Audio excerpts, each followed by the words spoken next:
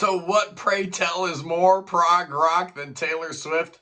How about everything? Greetings, salutations, respect, and love. I'm reviewing the new one. Why? Because I love Taylor Swift and I don't care what you guys say. Taylor Swift is awesome. And people are really giving her a hard time about this new album. Is it warranted? Well, let's see. It is called The Life of the Showgirl. Yeah, let's get this thumbnail. Smile. Yeah, we'll do that as a thumbnail. And it's 12 tracks, and it's fantastic. But, you know, how does it fit into her discography? Well,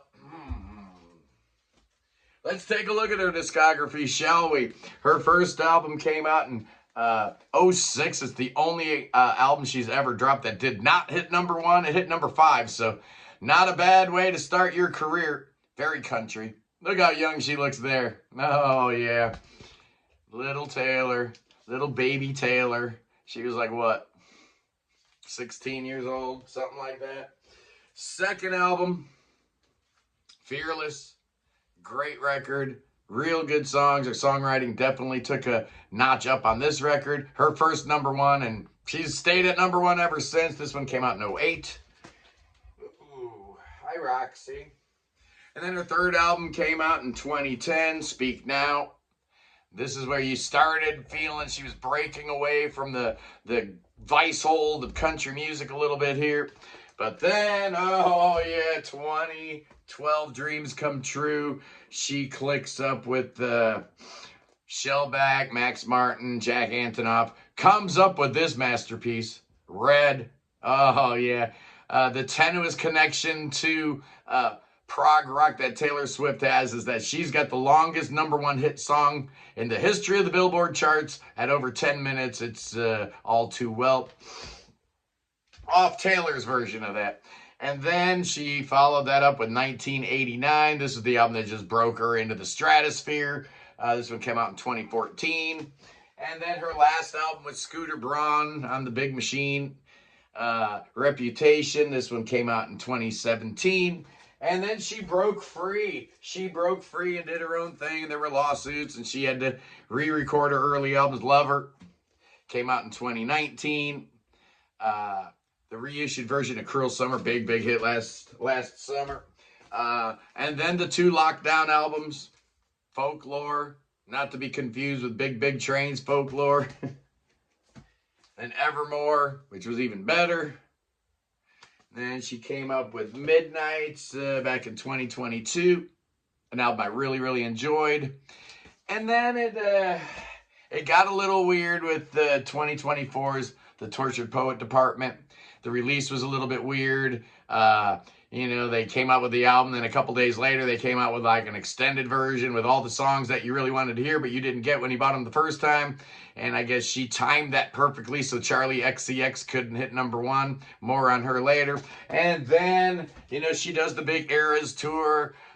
She gets engaged to whatever his name is from the Kansas City Chiefs, Travis Kelce, who, you know, he had done a reality TV show himself, a dating show called Catching Kelce. So that pure love story, I ain't buying it, not for 1 minute. One of the contestants was the drummer from Boston's Daughter. So, you know, I guess he wanted a musician of some stripe at some point. But yeah, she drops The Life of a Showgirl, and it's like all the wheels fell off, and everybody in Swiftie land's freaking out like, oh my goodness gracious. It's over. It's done. Taylor Swift has done her last great record. Well, you know, I don't think so. I think you need to slow down with that opinion because this is a pretty good record, actually. Who is Taylor Swift? Taylor Allison Swift, of course, was born December 13th, 1989 in West Reading, Pennsylvania. And this is her 12th album. And this girl has won 14 Grammys. It's just amazing. We've got no Aaron Dessner from The National this time.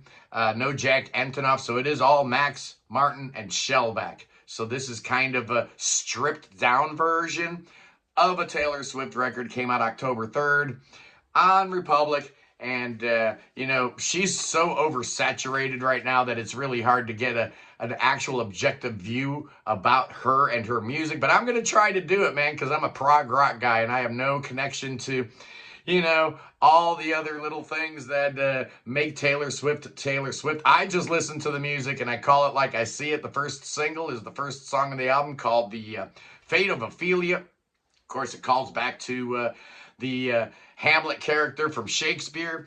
This was Taylor's 13th #1 hit single, and it's a good one. Good way to start the album. That real glamorous tension on this record. It's a new wave synth poppy kind of tune with a little bit more, a little something in the margins if you listen. Pretty cool track. I like it. The next song is called Elizabeth Taylor. This is a great one. Good song, man. It's a soft rock tune, and it kind of follows on from Ready For It from Reputation, where we're talking about Elizabeth Taylor, and here we're talking about Portofino and Richard Burton and the White Diamonds fragrance. So you know we're talking about Elizabeth Taylor and her purple eyes and all that kind of stuff.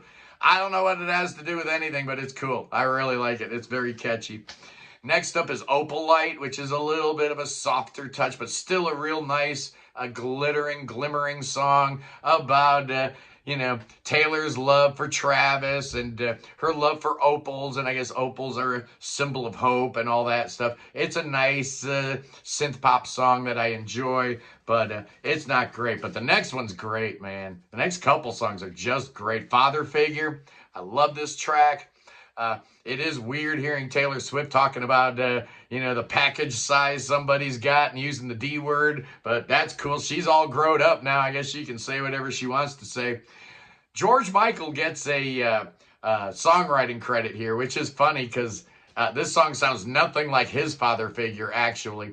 But what's funny is how Taylor's very giving with credit sometimes, like Shake It Off. Here you go, Right Said Fred. Here's a songwriting credit. I heard not one note from I'm Too Sexy for My Shirt in that song, but she just gave away songwriting credits for it. But she won't give songwriting credits to Olivia Rodrigo, who some people say this song might have a little something to do about, but it's more about Scooter Braun and the Masters, you know, fight that she had over her master tapes and whatnot. But a cool song, I really like it. Next up is Eldest Daughter. What a great track this is. But I'm not a bad bitch, and this isn't Savage. You know, she talks about breaking her arm when she was 8 years old, and Ferris wheels and kisses and lilacs. It's what you want from a Taylor Swift song. It's kind of breezy and, you know, looking back and nostalgia and all that kind of stuff. Cool track. Dig it quite a bit. Next song's the best song on the album. Just straight up, I'm going to say it. Ruin the Friendship. Wow, this is like a callback to old Taylor. Absolutely. You know, we're not living in the current with, you know, Travis and all Eras Tour stuff on her mind. This goes way back to when she was a little kid in high school. Calls back Abigail Anderson from the 15 song, but way back on our second album. Country pop song, talking about the boy that got away. We think is a dude named Jeffrey Lang, who died of an overdose in 2020. Just talking about, you know, what could have been had he and I clicked up back in high school. And it's just, that's classic Taylor, man. That's what I want from Taylor Swift, you know, thinking about the old days and what could have been. That's just perfect. Next up is the diss track, Actually Romantic. Apparently this is aimed directly at Charlie XCX and her song, Sympathy is a Knife. I guess there's some beef there. Some people claim this song kind of sounds like Pixies' Where Is My Mind. I don't hear it, but, you know, if that's true, if Taylor Swift has been listening to Pixies, good on her. Great song. I like it. It's a lot of fun. Next up is Wish List, which was just a little, you know, love song about Travis and how she wants to get married and, you know, click up with Travis and, you know, get the whole block looking like him. It's a dreamy track, but it's nice. I like how she kind of emphasizes and uses percussion in her voice in a very rhythmic way during the lyric. It's nice. This is kind of part 2 to So High School from the Tortured Poets Department. Good song. I like it. Next up is Wood, and a lot of people don't like Wood because the lyrics are really on the nose. It's a song about Travis Kelce's junk. Straight up, and, you know, knock on wood and superstition. But the wood we're talking about is down south, so it's a little raunchy. The lyrics are a little cringy, but it's catchy, man. I like the song. It's actually a fun song. I don't hate it. I don't at all.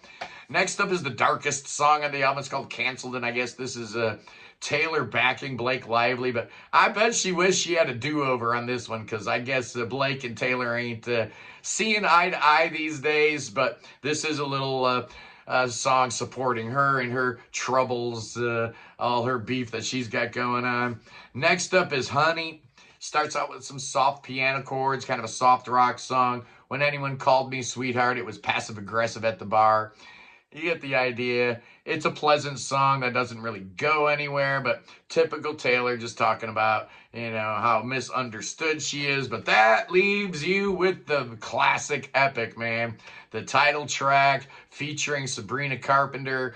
And, back in the day, we always thought about Taylor as being the one with the sharpest lyrics, right? The one who just really honed in on her craft. But, you've got Sabrina Carpenter showing up on this record. I mentioned Olivia Rodrigo, so she's got some competition in that regard. And some of these lyrics on this album don't quite stick the landing. But what's absolutely imperative on this album is that this title track stick the landing. It all depends on this title track, right? Because it's kind of meandered. It's been a mixed bag. We started out great. We had some real cool songs in the middle, and it was kind of petering out at the end. But this song here is fantastic. It's a mid-tempo country pop song about a showgirl named Kitty, and she gets a bouquet of roses from a fan. This fan wants to be a showgirl too, and Taylor's like, you'll never be a showgirl. You don't want to be a showgirl. You never ever want to do that. And then at the end, of course, she's a showgirl, and Sabrina and Taylor are duetting together at the end. It actually works. I don't know why. Some people compare this song to Cool by the Jonas Brothers. That I do hear. I do hear a little bit of the Jonas Brothers in this track, but you know what? This track is so much better. It's so much more going on, so much more emotion. Very, very cool way to wrap up what I think is a good album, man. Yeah, this isn't Red. This isn't as good as 1989. It's not as good as Reputation, but I like it way better than Midnight's. I like it way better than Tortured Poets Department. I think this is a fine, fine record. So what's my score going to be today on the new Taylor Swift album? I'm giving it an 8. Yeah, why not? 8 out of 10. I think it's a terrific record. Is it a terrific Taylor Swift record? Well, she's got some great records, but it's a good record. And if you have never really taken the time to listen to Taylor Swift and her songwriting, this is not a horrible place to start. It's really not. It's not that demanding. It does go off into, some different sonic territory. There's very little country here. So if you're like me and you don't like the country and Western kind of music, nothing to worry about here. So that's my wrap up of the Taylor Swift album.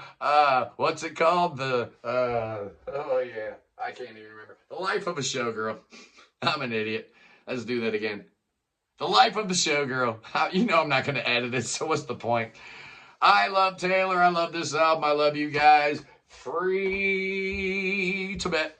Free Ukraine. Free your mind. Free beer. Free Willie. Oh, yeah, and all that kind of stuff. And don't forget to subscribe to the Prog Corner, because, we need to get those subscription numbers up, boys and girls. And God save the king. Save King Chucky. He likes that Taylor Swift music. He probably doesn't, but I do. Anyway, boys and girls, Billy Bob sure likes Taylor Swift. He's a big country and Western fan. He listens to all the greats, the Waylons and the Willies and all that stuff while you're wrangling his snakes. Oh, there they are. Oh, yes, indeedy do. Oh, the snake bite routine's getting old, but I don't care. I love you guys. I'll see you soon. Peace.